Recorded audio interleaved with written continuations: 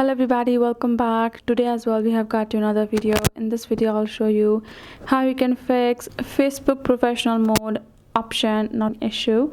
But before that, please do make sure to like our video, subscribe our channel, and yes, without any further delay, let's start. First thing first, I'm gonna open up my Facebook app, and then when I go to my profile from the left section, and I will tap on this three dot on top of my profile, I will find this option of turn off on professional mode right over here. But if you're not seeing that, that can be because your ID is just simply not updated. Your Facebook app is not updated. So gonna go to App Store for that matter. Go to search bar and type in Facebook respectfully.